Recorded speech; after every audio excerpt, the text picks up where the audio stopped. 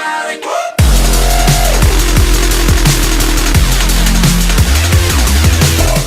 Hello everyone, welcome back. This is episode 22, I think, of the Lucky Card series, and in today's episode we find out the 4 and 5 of clubs. Now 4 of clubs is owned by I Love Spider-Man 97. Wow. And the 5 of clubs is owned by Gamer Bro 222. So let's find out who is the 4 of clubs. Magnus, okay, pretty good wrestler from TNA there. Can't be disappointed in that. And then the 5 of clubs is I don't know why I said is twice.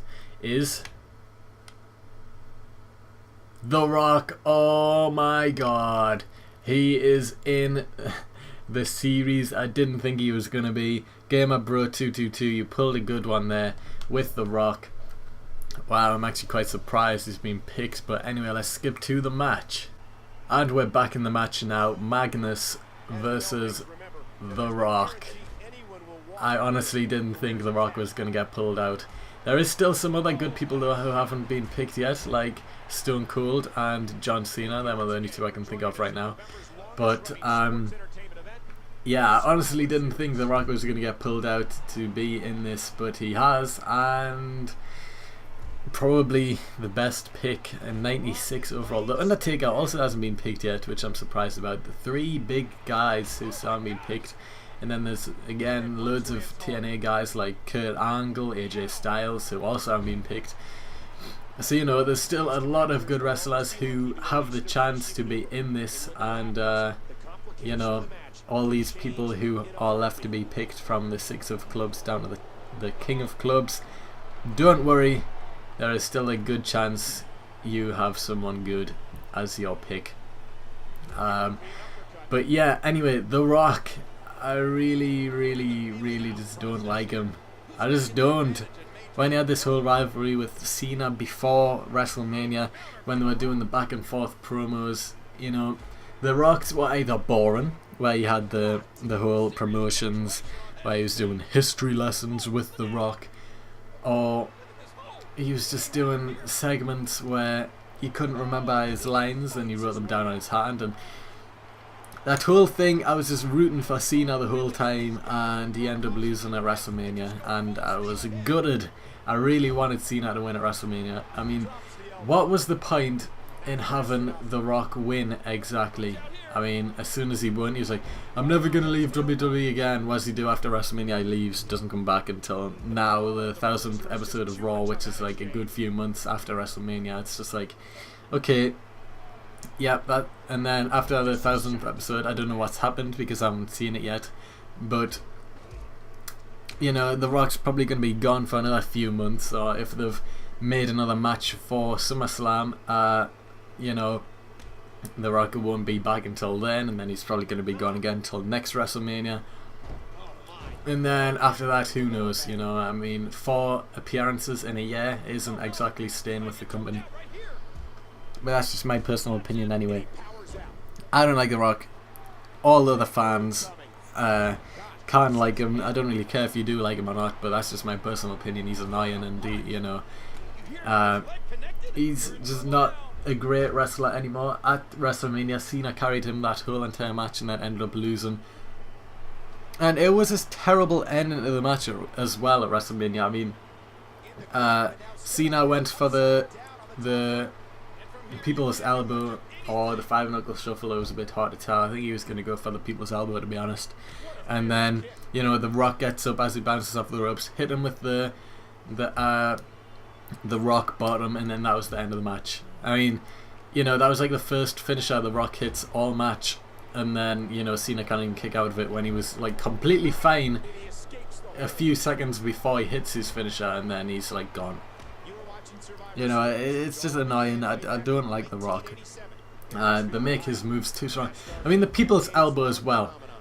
I mean, that isn't the type of finisher of today's wrestling that will do well. But then again, there's a few finishers that are like that, to be honest. But think about it. He doesn't jump. And, you know, all he does is sort of like fall on top of you with his shoulder. an elbow. His elbow doesn't even really touch you. It's the shoulder that does all the work.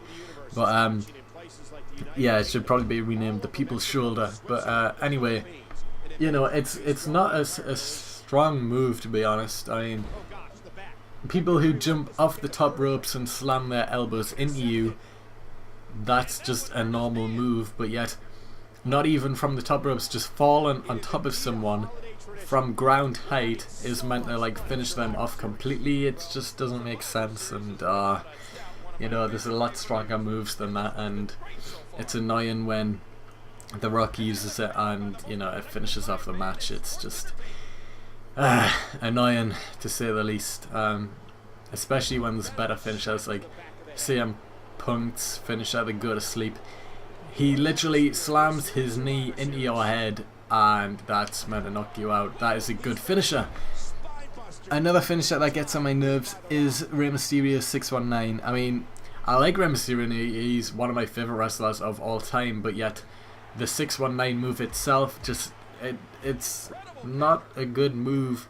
He swings around and swings his legs into your face, and, you know, that's meant to finish you off. It's just not a good move, Rey, I'm sorry. Like, it's good and it's your unique move and everything, but at the same time it's just like, you don't do too much, to be honest, though, do you? It's just not a good move, like the People's Elbow or the People's Shoulder. Not a good move. And then there's Magnus, who lost the tag team championships to Christopher Daniels and Kazarian, and that was annoying because now Magnus probably won't do too much. Or what was his name in Gladiators? Oblivion, was it? I think it was Oblivion.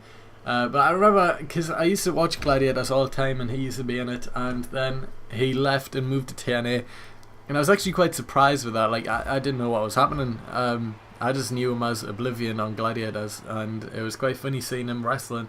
And then I went to Butlands one year, which is like an English thing for all you people who aren't English. It's like this English place where it's like a theme park sort of thing, but you can stay there for a few days and that. And I went there for a week, and there was a little wrestling show that happened there, and he was there.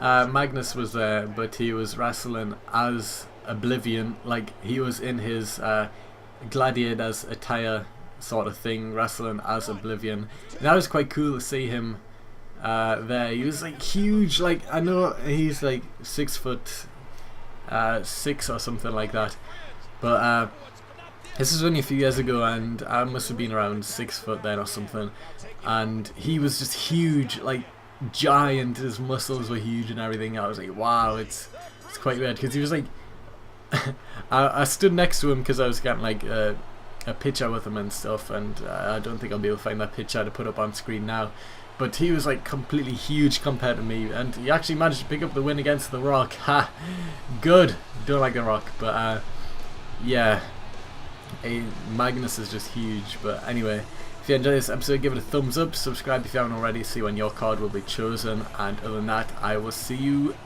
next time where I reveal the 6 and 7 of clubs. I think that's right. Yeah, it is. So I will see you next time.